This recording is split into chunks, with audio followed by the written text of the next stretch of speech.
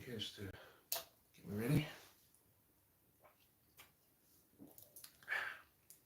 Alright, so hello again, folks. You may notice that I'm filming this again or live streaming this again here because last night when I was doing this update live stream, apparently half of it got cut out, and I don't know why. I have no idea why half of it got cut out. There was some sort of an issue with YouTube out there, so I have no idea. So I've deleted last night's live stream and I'm redoing it again now for you guys just to fill you guys in about all the bits you missed. So here we go. Alright, so it's been about 2 weeks or so since the Northern Model Railway Society's model show, where Ffarquhar branch attended its first exhibition of this year, and it's this is just more or less just like a recap of what happened during the show and how it all went, and that's been pretty much it there. And also give you guys a wee look at some of the updates on Ffarquhar, which I may have covered yesterday, but if there's any bits I've missed out, then I'll look over it. I'll show you guys again. Alright, so first of all, let's talk about the show. Just by the way, just so you know, whilst I can see the chat going on here, I'm not going to be answering any questions at all, so just bear in mind. Alright, so leading up to the show, I had to postpone any vlogs or anything like that because, well, first of all, I just started doing my new job back in March, and that's been going pretty well. I actually must admit here, I've never actually thought I would enjoy working as much as I did, but this role I've been working on here, it's been great fun. So work has been pretty good, turned out well. Anyway, I was busy focusing more time on that, and any free time I had was devoted to getting Ffarquhar finished. So any production on Miniature Railway Adventures had to be put on hold until June. More on that in a wee while after this here. But anyway, so I had to make up as much time as I can, getting Ffarquhar ready, fixing up all the issues that I had with the layout, any rolling stock that needed to be mended or rebuilt or looked over again had to be sorted out, and also constantly making sure the layout works. I think probably the last, I know I shouldn't have left it at the very last minute though, but when I was doing the track alterations, as I showed in the previous live streams, I never had a chance to properly test the point motors to make sure that everything was all working fine. There was no cutouts or anything there for when the trains go over. So it was pretty much in the last 2 weeks, I think, before I actually finally thought of myself, right, I need to look at these point motors to make sure everything works okay. So once I had all the scenery and all stuck down, I flipped the station side of the board. That's the one that has all the control, all the electrics and that there. I flipped that side of the board over, so I'd have a look underneath and just make sure all wiring was all sorted out. Talking of which here, all wiring on Ffarquhar will need to have I will have to, at some point, not right now because I've got other stuff on my mind that needs to be sorted out. So I'd say I'll probably leave this until maybe after the order weekend or after its next show. I don't know, but I will see about rewiring the whole layout again because it's a wee bit of a jungle in there at the moment, because with all the renovation works I had to move some point motors around here and the wiring has got a wee bit all jumbled up, so again I need to get it all tied up and color code everything. So anyway, yeah, got them all, wires all sorted out. Everything was all working fine, great. The only one issue that we did have, and this actually happened during the show, was one of the point motors died on us. It did work, but it wasn't throwing back that well. It wasn't giving enough oomph. And fortunately, it was only one of the ones in the fill yard, the wee surface mount point motors. So I was able to get a spare one from one of the stalls. They had a whole box of them on sale, and the guy did said to me that I could have them for free, have the point motor for free if it's for fixing the layout. I says no, I want to pay for it. So I got the point motor for £1, which was quite good, quite a good offer actually, considering the prices they go for these days. So yeah, other than that, that was pretty much one of the main fixes on the layout, as well as a signal had to be fixed as well, because the signals on my layout, if you remember, they're all powered by the point motors, but they also use the the corded string used on the ratio control system. That string unfortunately had to be snipped off because I accidentally broke one of the home signals by the station. I had to get that mended, and so I had to try and find a way of finding some spare cord, which I didn't have, and the only thing I had at hand that I thought was the next closest thing I could use, and I'm still surprised it worked, was some dental floss. I actually fixed it. I actually fixed the signal using dental floss. I mean, it it, it has its uses as well as cleaning your teeth. So good old dental floss. You heard it here, folks. So everything else just had to be all down to chance, really. So I think it was on the last week before the show started. I did give the lad a few run throughs there to make sure everything was all running fine. Um, one of the engines, the one engine I had to be very careful with, and I did tell everybody they have to be very, very careful when running this engine, is Repaf Thomas. Now, although I do have this model has been fitted with a new motor, I was still thinking back to the Belfast show when its motor uh, failed on us at one point. It's still around, but it came loose. It just broke off its mount out there, and I didn't know how to fix it. And I had to send it back to the people who fitted the motor onto it there to get it mended.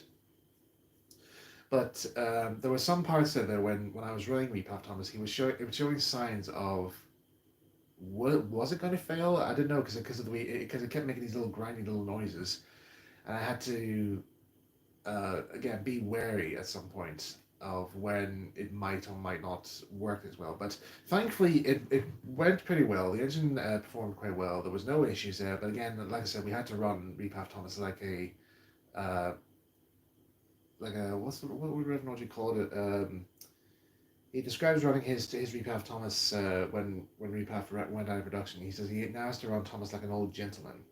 He has to be very very careful. So yeah, we had to be very careful with Repaf Thomas. But I am seeing about getting in contact with somebody to see if they can make me a 3D print version of the Repaf Thomas, um, where I can get like a standard ready to run chassis fitted onto it there. So I'll look into that at some point here. But I do have a spare repath body, which I'm going to be using for a different version of Thomas. But that's a whole different story altogether, and I still need to look into ways of making this work. Unless I find a spare repath chassis on eBay, which is going to be quite difficult now because since I started this trend, I don't know. Did I start the trend where everybody's replicating Reverend Rogers models? I don't know. Possibly it could be me.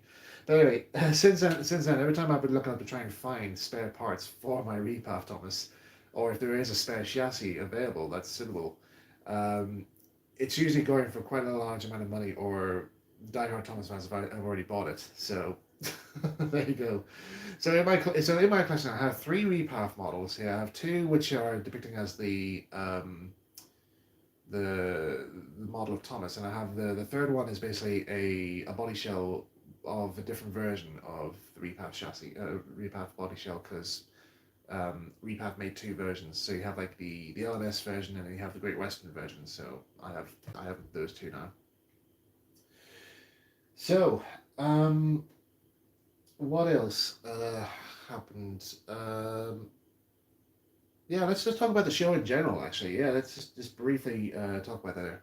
So um, I had Farquhar there, and we had the big display boards that we used on the Belfast show display, and I think that was probably like the wisest thing the wisest thing that decided to use because when we exhibit when we exhibited Farquhar last year at the North Down show, not many people knew exactly what Farquhar was. They had no idea. They didn't know it was a Thomas layout, and I was like, right, okay, we need to show that this is Thomas layout. So one of the organizers did say to me, "Why don't you have like a display board and have all the information regarding the layout?" And I thought, that's not a bad idea. So I invested in one, and I made it all up, similar to using the experience that me and my friend Tim Fjord had when we were doing the display boards for the Audrey Extravaganza exhibit up in Aberystwyth. Was it Aberystwyth? Or no, not Aberystwyth, Abergnawan. Yes, Abergnawan. Sorry. Um, yeah, so we used the experience for that there, and just made up a wee, little display things, and quite a lot of people actually found their way to this here, and they found the display really, really interesting there, and they were like, "Oh, so this is actually a replica of a layer that did exist. That's pretty interesting." So, and a lot of people came up to me asking me for a bit more information to buy the layer, and I was like, "This is great. I'm glad now." And even one parent came up to me and said, "It says I always thought Thomas the Tank Engine was just a silly little cartoon show out there, but it's more than this." I was like, "Yeah, that's it's." There's more to it than you think here, and uh, it's all played. The whole model railway is literally played to operate as like an actual railway. It's using the same principles. So that was all good fun. I'm glad many people came over. Also, we had more. I had more helpers helping me this time around. One of them is in the chat right now, and so I think just bear with me one quick. Somebody's at my door, and I just want to see who it is. Just give me a second.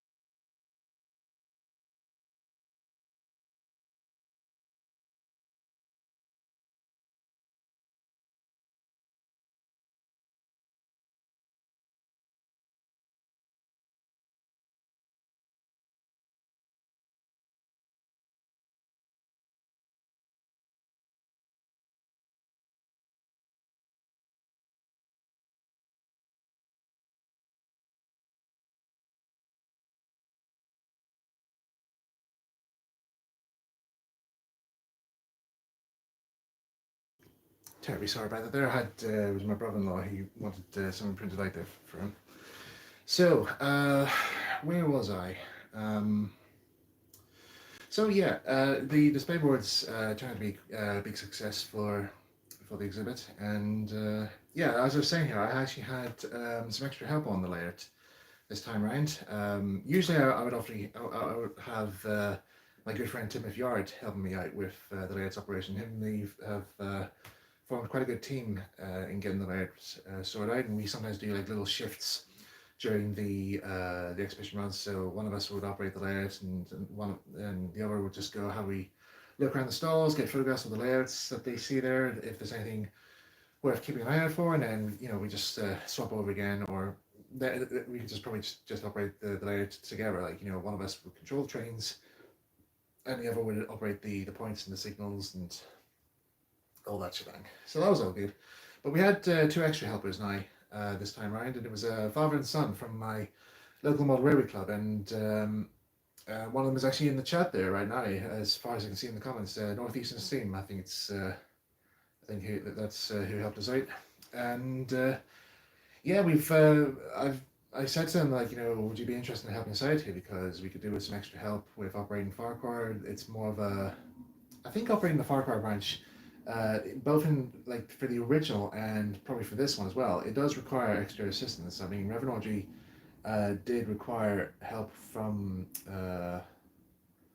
some friends just to like operate signals whilst he worked the trains and saw to that the right engines are ready to go out on the scene. But when we operate the layout at the Orgy Extravaganza, we have like I think it's like a three-person operation. Sometimes we have two, but mostly it's a three-person operation where, like I said, one of us controls the trains, the other one controls the signals and the points, and then the other one reads the commentary, which I'll get to in a wee minute.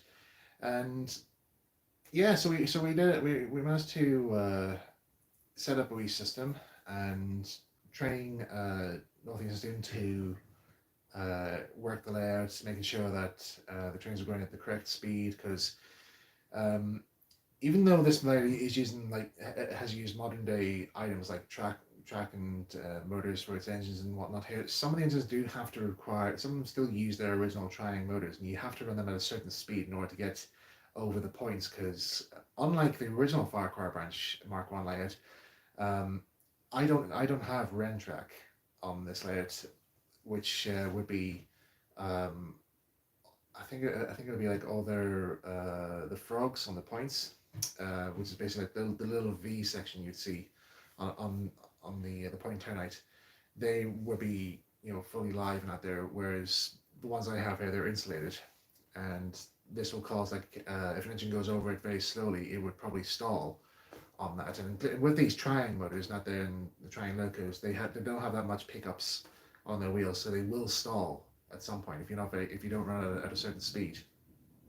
So yeah, like I said, there were times where the engines were running a wee bit too slow, and I had to constantly say to Northeastern Steam, I said, look, you need to speed up just a little bit more here, and they would either like turn the controller just a fraction up, and I was like, no, you need to go a little bit faster, because you're not gonna make this point, otherwise it'll stall. But over that though, they performed really well, and they were very interested in how the system worked, and knowing which train went to where. There was one little incident. I'm not going to go into too much detail about it, but it did give everybody a wee bit of a jump. Um, let's just to sum up very briefly. Percy had a little accident whilst we were setting up a section of the thing, but everything was easily fixed. That's all I'll say. Everything was all easily fixed, and Percy was running again within minutes. So that's all I'll say on that there. Um, but apart from that, everything else went very well on the layout, and I'm very, very proud to have both Timothy Yoda and Northeastern Steam and his dad out there helping us out with the layout, because without their help, we wouldn't have got the attention that we had at the show. Lots of people came over to see us. A few Thomas fans came over. They were surprised that Farquhar Branch was here. They didn't know that I lived in Northern Ireland, and they were like, "Oh wow, that's pretty cool," and that was all good fun. And even older railway modelers came over, and they were very, very impressed with how the layout looked, all about its background history, and just just literally just how the layout was built, how compact it was, and how it was easy to the way I have it made to be easily transported. So what is to become now with this layout in for the rest of this year? So what I'm going to be doing is I'm going to be doing a new running session of this layout. Now, it's not going to be ready in time for the 80th anniversary this year, which I apologize heavily in advance. It's just because of my availability time right now. Right now, I'm in the process of making up a video for a friend who's reached out to me to help him make this for him. It's nothing that any of you guys will find interesting. It's literally just like a promotional video for a resort place here. So they've seen some of my work with Miniature Railway Adventures, and they're saying, "Would you mind helping us out with it? Would you mind doing this here first? And if you can do it within this time." So I says, "Yeah, I'll do that." And I'm currently working on that right now. So once I get that video done, I'll either resume work on Miniature Railway Adventures or shoot this video. I would actually like to shoot this video because it's been a while since I actually did some proper railway modeling video. So I think it's also worth an updating on this session. And we'll be going through the actual 1965 sequence. The previous video that I did of the Slates operation was operating the 1955 sequence, or no, sorry, the 56 sequence. So I was able to get copies of the original sequence cards for Mark One, as well as the original commentary. So we're gonna have a wee look at going through that, and hopefully that it will entertain you guys and with its operation. Then after that, then I'll resume work on miniature railway and try and get that finished as best as I possibly can. All right, so I've talked long enough now here. Let's have a look at the layout and see what progress has been made before the show. Right, so if I just remove the camera here from the tripod, oh, very carefully. Right, I'm also using a extension lead as well here because the camera's plugged in right now. Okay, let's turn this camera around and show you Ffarquhar. Okay, so here's the layout as it currently stands.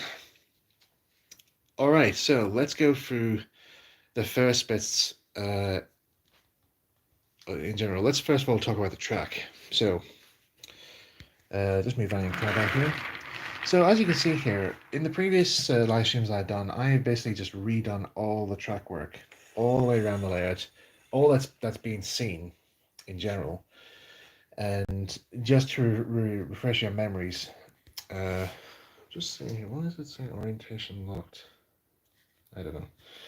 Anyway, yeah, so basically this is all just the same track that was on here before, but all I've done here is basically just taken off all the sleepers on all bits of the track, including the set track bits on the curves. So all these curves here are actually set track. And I took all the sleepers off, cut all the sleepers off the flexible track and just threaded it all on separately. And then I made a little spacer using my 3D printer, and these are all the sleepers are spaced out to meet the same distances as the original Ren track. I do have a small bit of Ren track, and I basically just measured the sleeper distances, which is 7 millimeters, and made a little jig that incorporates that. So when I was putting these in, I just spaced them all out and then just glued each sleeper into place on the cork underlay, which is what I used instead. It's a wee bit different though compared to what was used originally on this layer, because Raven Audrey didn't use cork until Mark II of Ffarquhar. So when it came to doing the track laying on Mark I, he just basically directly fixed the track onto the board, and that was pretty much it, really. But I haven't done that round, but I don't think it really matters, really, because I mean, he ballasted later on, and you wouldn't really know the difference in general. But yeah, that's pretty much like how I did throughout the entirety of the layout. The hardest bits to do, and if anybody is doing the methods that I used, be very, very careful when it comes to doing the point works, because it is so tricky to get them to look right, and to basically to get them to look basically have the sleepers look right, but also have them have the points work as well without them breaking. And I think I went for about maybe 4 points that failed during the process of this here, and it kind of then resulted in me having to actually buy brand new points and just install them directly onto the board. So for example, this one here at the station, and where Thomas is there, those are just standard ones I just bought off from the shops here, because these are the ones that were causing quite a few issues. Even though that I did have one over the one by Thomas, it did work. I had it all sorted out and all fixed in place. It just suddenly just failed. Basically, there was like a little link wire on the point, and that just easily just came on soldered, and my soldering iron was not didn't have a thin enough nozzle, a thin enough tip to resolder it back in place, so I had to result in just buying standard points and fit them into place. But these ones here that you see by the cattle section here, these two here by the good settings here, they're all the modified ones as well, including that the curve point at the far end. That's also modified as well to meet the standards. And during the show, quite a few people did actually notice this, and they did acknowledge this, saying that it looks interesting and it just looks the part, really. So I'm very grateful that they enjoyed that there. So So that's all fine. And also like the ballast as well. That's all new ballast fitted in using what was it? Witness Inc.'s fine ballast. I think it's the shade buff. Yeah, I think it's like buff ballast, and it's all weathered using garden paints and just toning it down to see how it all looks. One of the last items to be fitted onto this layout actually was the new station platform. Now this is actually currently removable. Just this one, I'll just bring it up here so you guys can see it. Just be very careful here. Oh, some parts of here have come loose here since the show, so I apologize in advance. So I'll just stick it here so you guys can get a proper look at it here. So, okay, so I'll just cancel the chat here. The chat's just in the way here. Oh well. But yeah, to make up the platform, I basically just got some bits of strip wood that I got from B&Q. The base is literally just a sheet of cardboard that I had handy, and it was just to make sure I got the overall size of the platform. It is a wee bit short compared to the one I had previously, but again, I was running out of time. I didn't have much to do here, so much to work with, so I just had to make do with what I have. The the figures are, I don't know whether or not they actually are in the right places. I'm having to go through photographs again, try and find some suitable, clear renditions of the station platform to make sure all the figures are in the right place. There's other items in here which is missing, such as the flower beds. They need to be added at some later point, and obviously the buildings have no station boards or posters or anything like that. There, it's just again, I just didn't have time to get them fitted. But one thing I did do, which I actually was quite impressed with, well, first of all, I had to put some texture on the platform surface. So this is just basically like a sawdust texture that I applied on. So when I put the top board on the platform, coated with some PVA glue, sprinkled on some sawdust with a sieve, waited for it to dry, and then just tapped in some garden paints. It was like a dark grey I had, which thought would be good for the platform. Tapped it all in, and that just seals uh, the sawdust rock hard, and it gives you this nice rough surface. And then I just went along the edge in here with some stone coloured paints. But one thing I did discover when I was doing my research on doing this renovation of the layout was the station platform had a different um, edging surface. So originally, when the layout was first made, Reverend gave this a brick texture, but later on, when he was adding some additional items to his layout, he went back again on the platform and gave it this stone texture. Now, the company that makes this brick texture is called MrkI, and quite a number of people back in the past use this company's brick papers for all their buildings. And one good example I can give is Reverend Peter Denny's Buckingham Great Central layout. He uses quite a lot of MrkI building papers for all his buildings and structures on his layout. Apart from Farquhar, it's probably like my second favorite model railway. It looks so awesome when you see it. There's videos of it on YouTube. If you have a look there for yourselves, take a look. It's a really good layout and a really good example of vintage railway modeling. But anyway, the problem is now is that MrkI no longer makes their building papers, and trying to find some online in good condition was very tricky. So what I ended up doing was I actually found a building that somebody had made in the past, and they used MrkI papers for for various parts of the structure. I bought this building. It was I got it for like a fiver or so on eBay. Took the parts off. Carefully removed the part that had the MrkI brick paper on it. Scanned it into my computer and did a small edit on Photoshop too, so I can make like a duplicate copy of this brick surface or this stone wall surface. And what you see here is literally just the results of that. And I'm really impressed with here.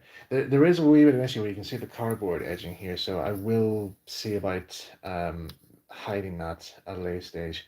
What I will do is that, again, I didn't have time to do this because of the limitations I had with the show. Was just move that fence in there.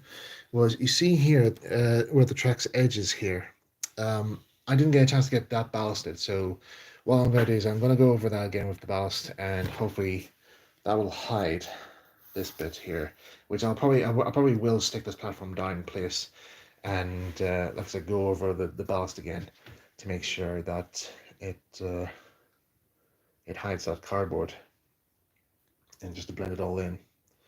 I don't think I'll use PVA glue to stick the ballast down this time around, because I think I'll probably use super glue instead, because what I learned in the past here is that if I use like PVA glue with like printouts out there, it'll cause it to distort, and you will get this very negative washed out color scheme look, and it would just ruin the whole look of this stone wall.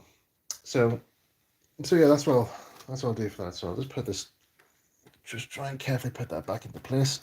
There is still parts on this here that I still need to sort out, and so I'm just trying to get this back into place properly here without damaging anything here.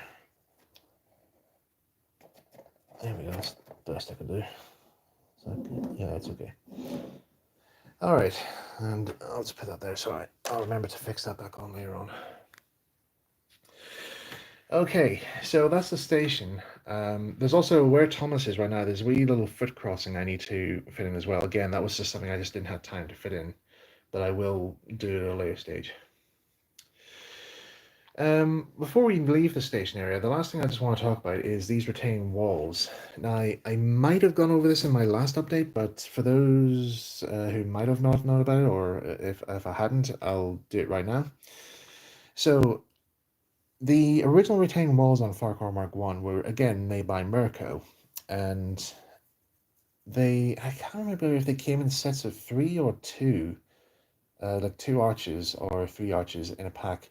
I'm not so sure, but I had a look on eBay. I was looking on eBay trying to see could I find any of these, like any spares of these that somebody would have had that I can probably use and maybe make copies of, just for the sake of not using the originals, because whether or not the originals will still be able to live up to the standard, or be able to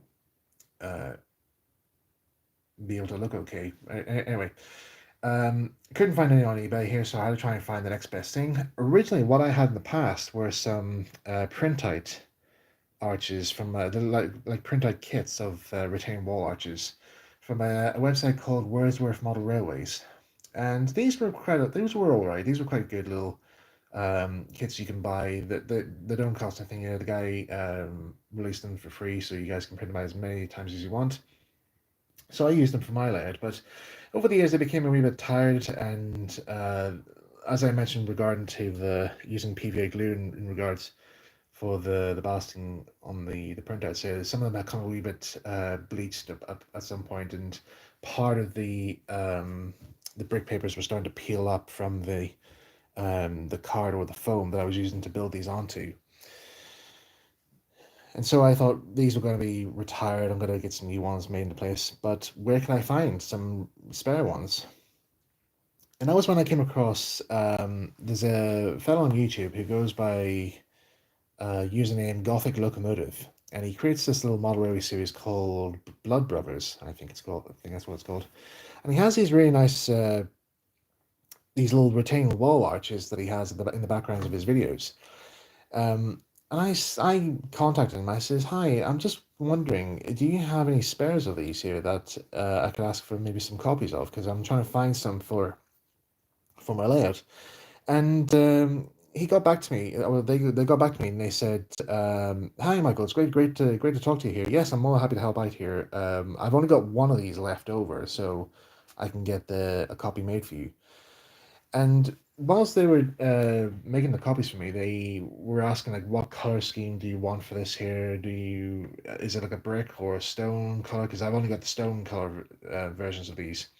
And so we looked up I looked up to see like what was the original color of these walls, and MrkI has them listed as smoky brick red, and that was what was used on the original. So there was a thread on Iron Web where somebody was asking for the MrkI Smoky Brick Red brick papers, and they managed to get a scan made of this paper. So we were able to use that as a color reference to color these arches in. And so this is how these came to be. So they look very nice. They look very nice. Yeah, I've glued them onto a very stiff mounting board, and they just surround the whole side of the leg. There you can just see some of them over there as well, covering all that section there. And yeah, they definitely really do fit the part really well. And I'm really am impressed with these guys. So thank you very much, Gufford Locomotive, for helping out with this.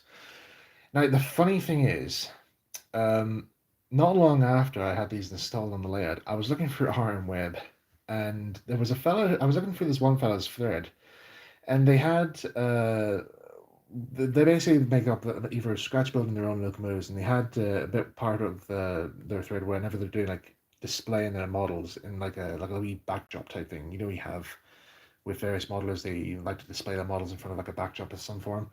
Well, this guy has one, and he decides to. It's basically like a set of yard retaining walls, and I looked at them, and I was like, are those the MrkI retaining walls in Smoky Brick Red? And I messaged him. I says, just are these MrkI's ones? And he's like, yeah, these are ones that I had from passing out there. And I says, is there any possible ways? Can I ask for a scan of these just to see um like the dimensions of them to see what way they work out there? And he's because I thought, what are the chances actually of finding these arches and just to compare them to these ones here to see what difference they are.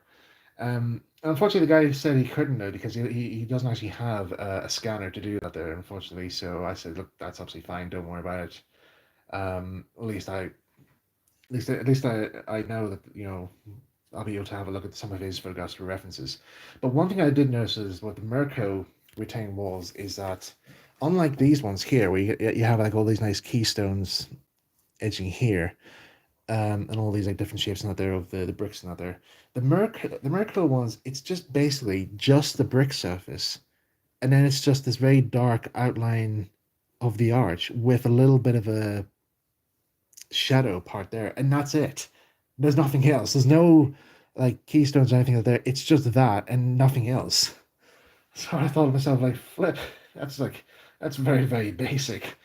Um, so maybe I'm kind of glad I didn't use that in the end because I just don't think it would have looked all that well. And I strongly do think that these here fit more to the rest of the buildings on this layout than anything else there. So yeah, I think that's probably one of the times why I kind of decided not to use what Revnology used originally. But uh, it's my own choice now. Um, but there you go. Anyway, let's move on to other areas here. Let's have a look at Hackney Beck Corner. Now, Hackney Beck Corner has had quite a bit of an upgrade recently. Let's look into this here now. So, first of all, let's have a look at the Three Beatles.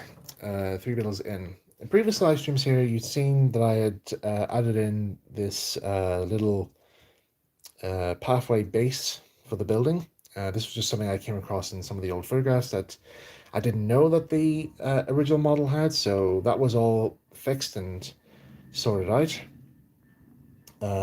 There's also the pathway going into the bowling green, which has also been updated as well, and I've added in some more foliage areas here. Some flowers are added in because originally the original layout had flowers in the garden, so I forgot to include those in. And we've even got a new bowling green as well. The new bowling green is fully updated, so I'll just zoom here so you guys can see it better. So it's just basically the same sheet of mountain card that I had, and I just basically just put some glue on top and cover it with some woodland snakes green grass, and just stuck it in place. And that's my little bowling green. The figures are brand new ones that I got specifically for this scene, and these are from Osborne Models, and they're quite nice little figures here. If I can get down really close here, you can just see how the game's playing out. The only thing that's missing from this game is the jack. Uh, I think it's called the jack. The little white, or I think it's a little white ball that is placed in at the very start, and you have to try and get the balls as close to it as you can.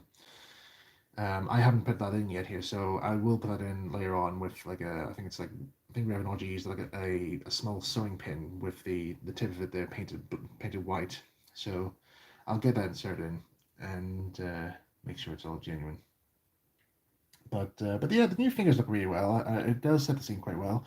The kit, the figures did come with little separate bowls, but unfortunately, when I opened the packet to get them here, they fell out, and I have no idea where they went. They were so small, so I had to make some new ones. And these ones here are actually bits of black modeling clay that I nicked from my Mavis model, which is what I used to help weigh the model down. And I just basically just rolled them into little spheres and super glued them in place, and that's them in place now. So yeah, I'll add some more figures here because there is going to be some more figures observing this match. But right now I just didn't have time to get any more stuck down. Outside the three Beatles, we have this little cameo scene. Now this is actually taken from an old photograph that I came across of the original Ffarquhar layout. And this was like one of the wee cameo scenes that Rev and RG decided to include, and this is obviously a cow traffic jam. So I bought these cows from Amazon.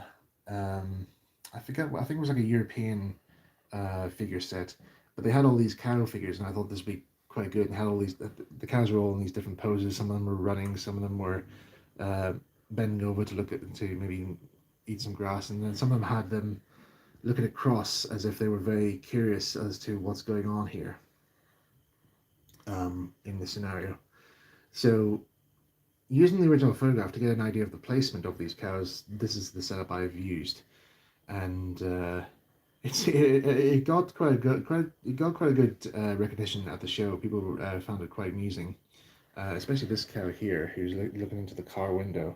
Uh, Probably one of those wee scenarios that find it quite amusing. Especially, there's even one here as well who's actually looking into the Needley's garden. I'll talk more about that in a wee minute.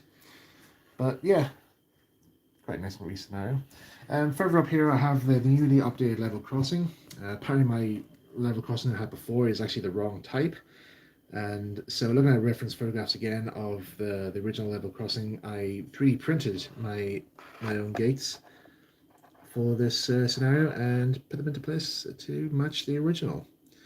And finally, in this scenario, that little hub by the way here, that's not actually on the original thing. I just had that there and I thought I'd just add it in for actually the interest's sake. The signpost. Now I didn't know that there was one here on the layout, on the original layout there, but apparently there was. And so I managed to get hold of a photograph of it where you actually could see what was actually written on it. And if I can bring it up close to here, you could probably make it out here. So on the left, it says you go into Augsburg, and on the right, it takes you to Ulstead. I had to write that with a very, very fine tip of a pen, one of those wee dipping pens that you get. I had to write it with that, and it was very, very fiddly. Very, very fiddly here, but well worth it there for that little bit of detail. And I'll probably add a wee bit more like flowers or something around the roadside here because there's not enough flowers on this layout. I should probably get some more added in. And then over here now we have the Neatley's Villa.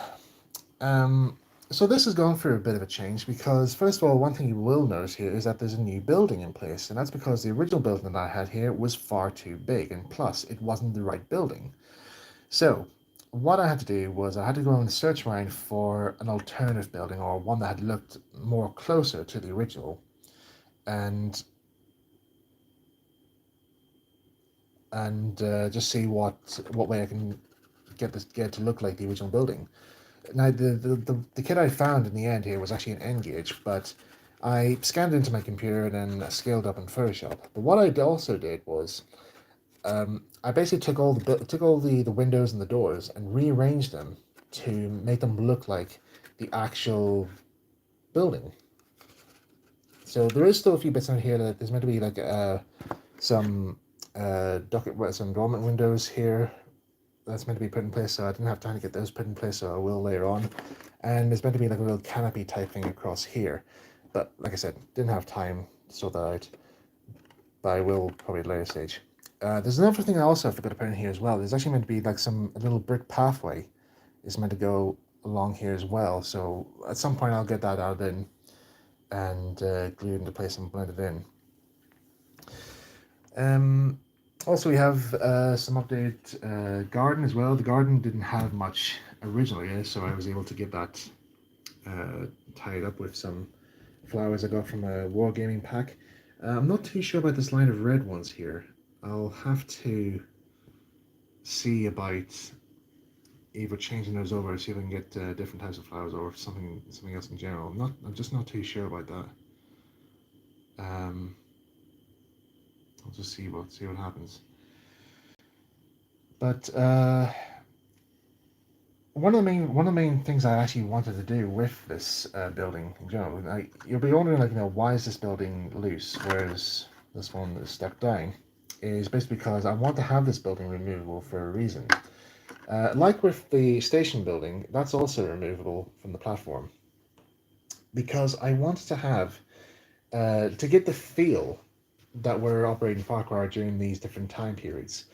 So my layout will operate to two operation sequences, different year sequences. So at one point we could probably be operating the layout to the 1956 sequence, or we could operate to the 1965 sequence. To tell the difference is basically down to the building placements. So, for example, if we were operating to the 1956 sequence, this would be the setup that we'd be having the layout as. There'll be a change of rolling stock as well, but other than that, that's the whole setup.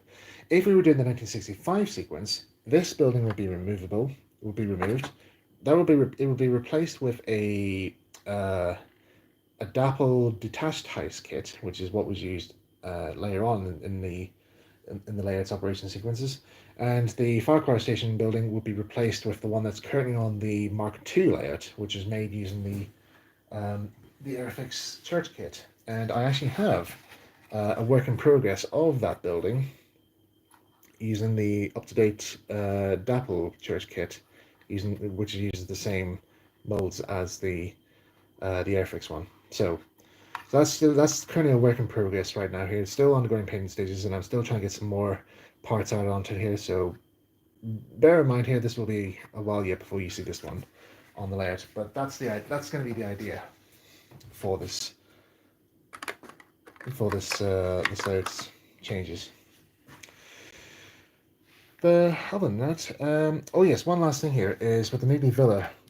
One of the notes that we have here is if you read the books, the stories based around the people on Ffarquhar, which is basically just simply called the Little People. Mr. and Mrs. Neatley, the story scenario is that they're meant to be going on holiday, but Mr. Neatley is fiddling about with the car, and so he's actually underneath the car fixing the engine, so you can just see his legs sticking out there. Now, the car is actually a particular model, a particular item that I had to scavenge the internet, scavenge all of eBay to try and find this model at a reasonable price. These are the original Triang Push and Go cars, and they're just like a very early version of a friction toy car, really, but in a micro scale. And that was used for the Neatley's car, and there was a few other of these cars on the original layout, as well as a few dinkies like that one over there. But I had a lot of trouble trying to find this particular type here, because I think this is a Vauxhall, or it's a Vauxhall car, yeah.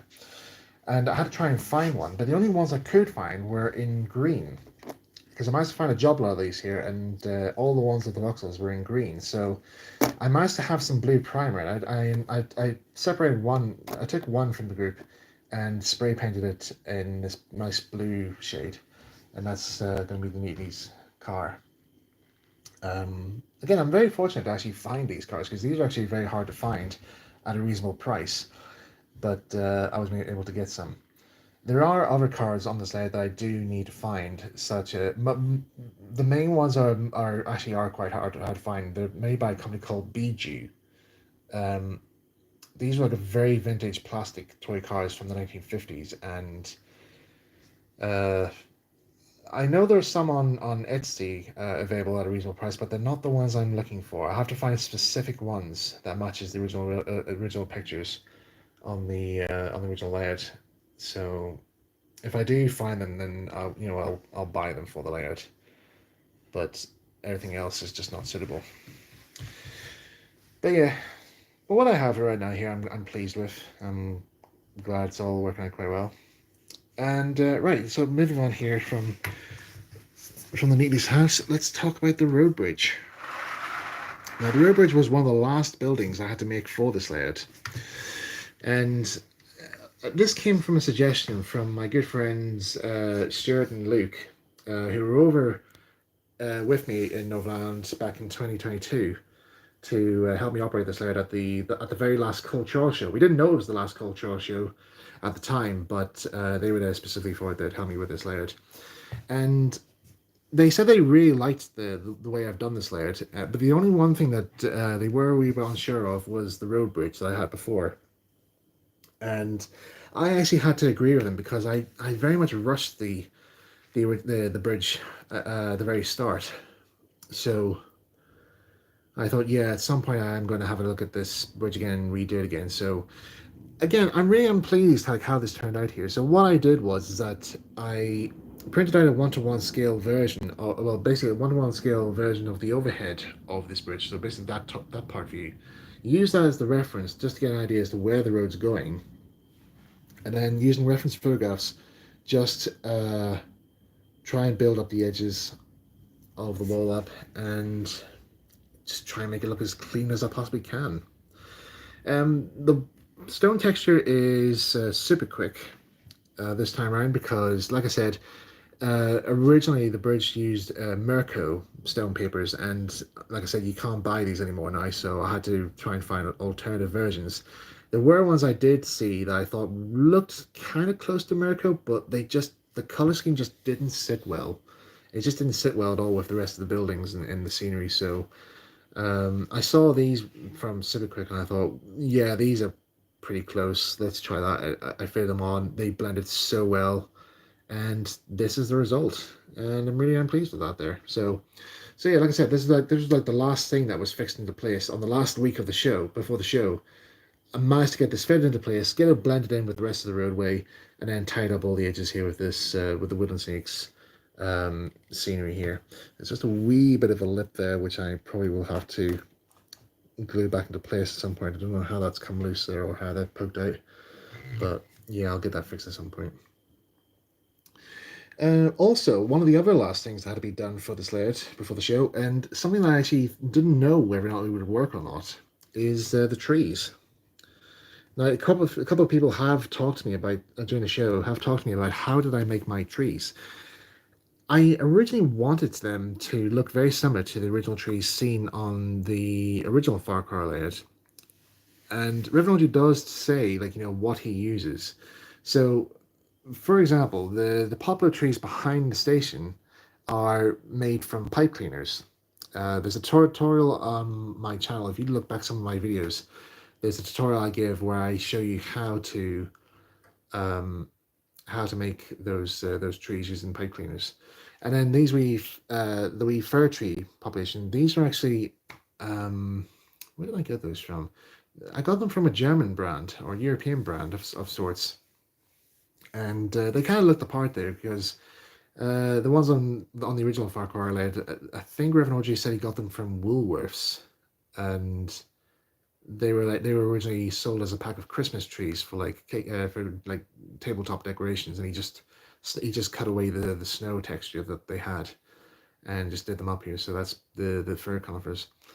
But the rest of the trees were done using standard twigs that Reverend OG collected, and then he just stuck sponge onto them and bits of sawdust. But there were other ones where he used carpet underlay. He stuck bits of carpet underlay onto the branches, and he peeled it away to give this little furry branch texture type thing, type look. And I thought that looked a wee bit okay. Wasn't really too fussed on that there. But the ones I was very interested in, and I didn't know whether or not I would be able to make these or not. Well, it turned out I couldn't though, because they actually are quite complex, even though they look very simple. Is the what's known as the crepe tree, crepe paper trees. So they're basically just trees with bits like rolls of crepe paper put on, and they're made to look like little pom pom type trees, which is kind of like what these ones are meant to represent. You would see, I think you would see these on the Mark II layout on the Audrey on the elbow section, and there's a few of them on Mid-Soda as well. But I had to go try and make these, but they are very complicated. So I decided to try and use an alternative, which pretty much gives me the same look in the end as well. There's one here you can get a better result of. So if I just place that there, you guys will get a better view of that. Let's see, can I fix that and hold that in place properly without toppling over? I need someone to prop that up. Hold on a sec. Can this car hold this in place? Oh, well, sure, that's... Oh, shit. That didn't work. Let's try this again. Okay. That's probably the best I can do for the moment. No, it's not good. It's got to fall in place. I'm trying to see if I can find something here to just hold my phone up, just to prop it up here whilst I show this to you guys. Oh well. Okay, so anyway, these trees here. So this is one of the trees I've made here. So basically, this is a standard Woodland Snakes tree armature you can buy easily in the shops. And what I used was I sprayed the branches with some heavy duty spray adhesive. And then for the branches, I used balls of steel wool. So I just got little bits of steel wool, rolled them up into balls, and stuck them onto the branches all the way around. Once they were all stuck on, I sprayed the whole thing with a dark brown spray paint, let that dry for a while, and then went over it again with some more heavy duty adhesive. And I stuck on these. It looks like sawdust, but I don't know what these actually are. This is actually like little seeds or something, but I don't know. This firm sells them as miniature leaves for wargaming purposes. And I saw these and I thought these looked pretty good. And I stuck these all around the tree, and when any areas that I didn't get the leaves stuck onto, I went over with some Woodland Snakes green blend scatter, and that just blended the whole thing together. Final sealant of with some more spray adhesive just to fully set the whole thing in place. Left it to dry for a few days, and then I just sort of put them into the layout, and this is the result. They actually do look really good. Especially these ones here on this hillside here. Just bring that around there so you can see that there. I mean, they look really good. Just thinking, somebody could say, could the steel wool be replaced with rubberized horsehair? You can use rubberized horsehair if you want to. I just found steel wool handy for this point here because I'm using some of the methods I'm using here is I got these from an old book. I think I have it. I actually have the book right here. Hold on a sec. Bear with me one sec.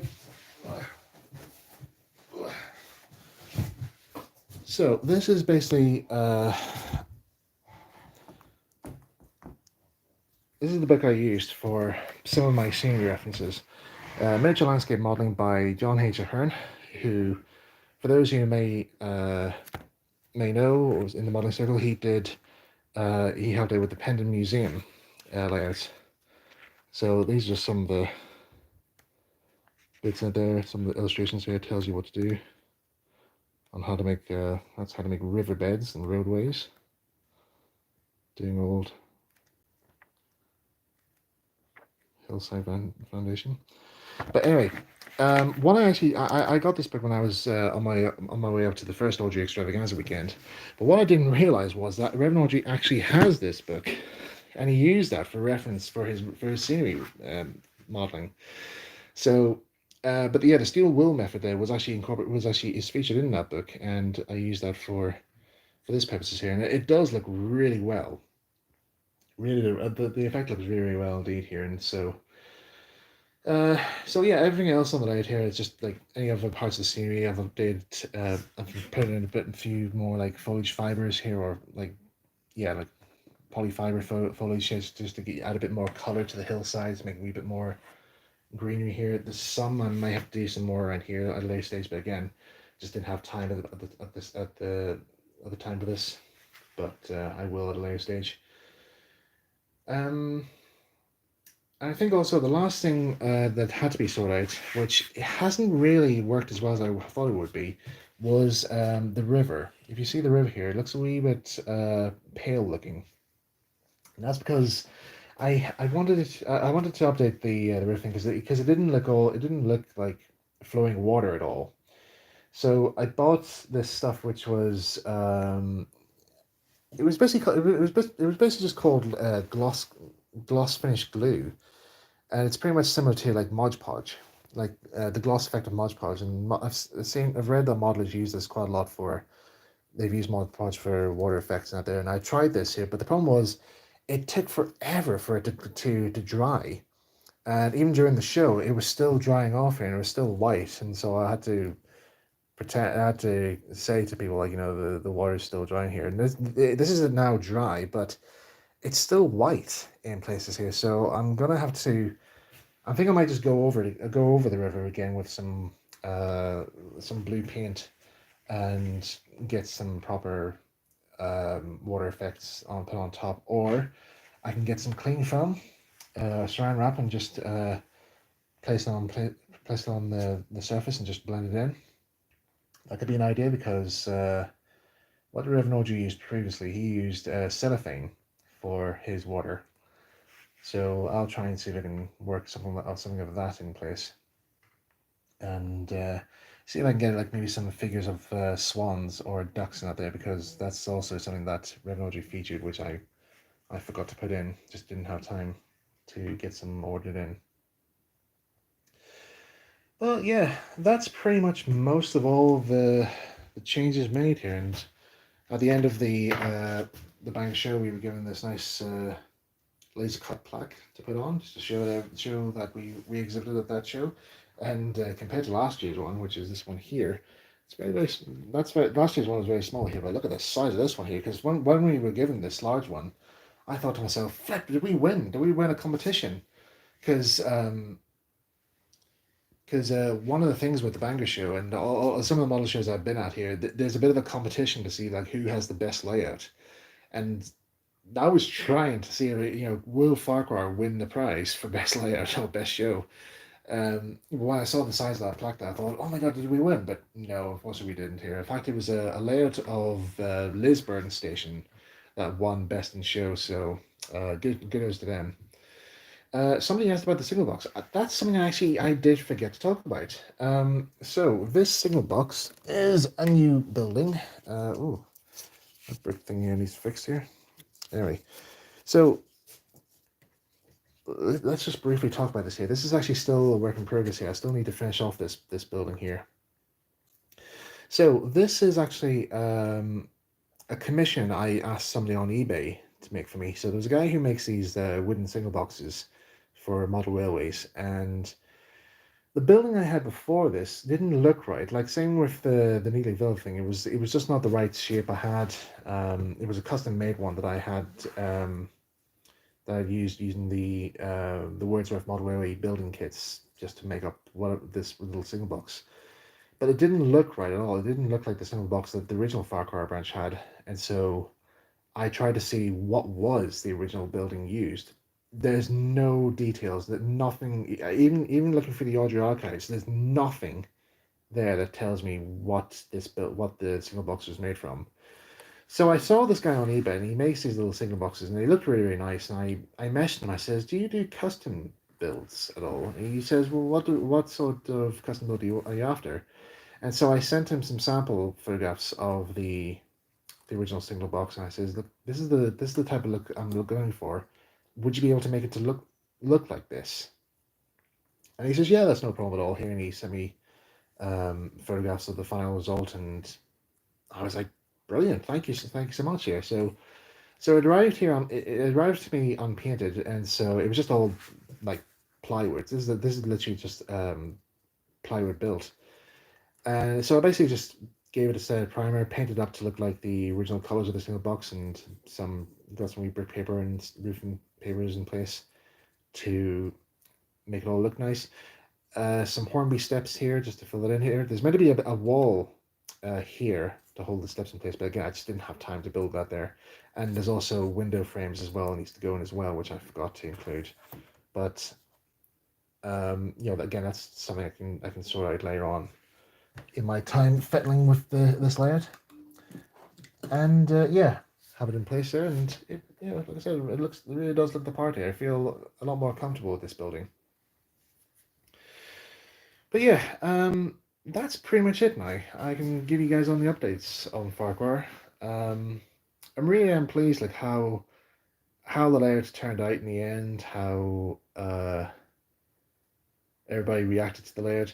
You know what, actually, before I end this section, I think it's probably best we do actually see a train running. And what better to do this here is to have Thomas be the engine to be running. Let's just put the camera back on the tripod here. There we go. Set up the right angle here. Now, if I just move on the tripod around to the station, make sure the light's switched on. Okay, so if I just move Thomas back. Okay, just lift him off there for a sec there, just so I can move that in carbon right to the platform.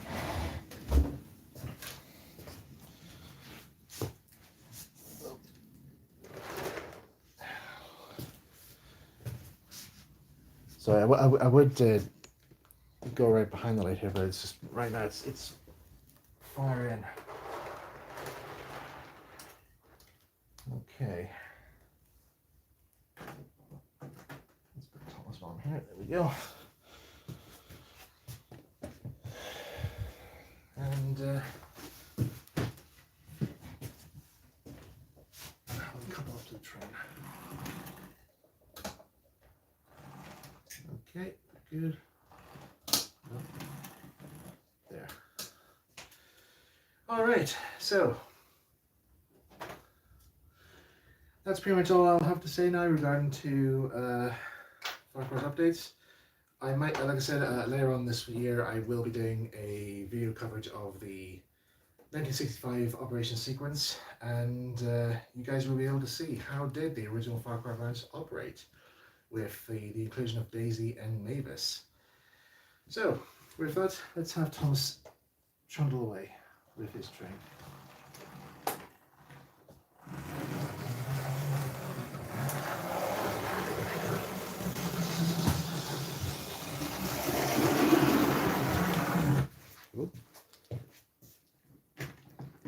And he stalled. Something went wrong there. It always happens. Every time I'm on camera, something actually went wrong. Let's see. Yeah, he's on.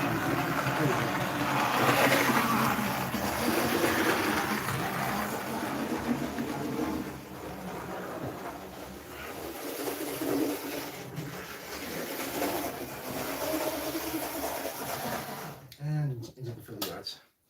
Yeah, I don't know what happened there. I think it's just a gear got stuck a wee bit there and I had to reverse him back again.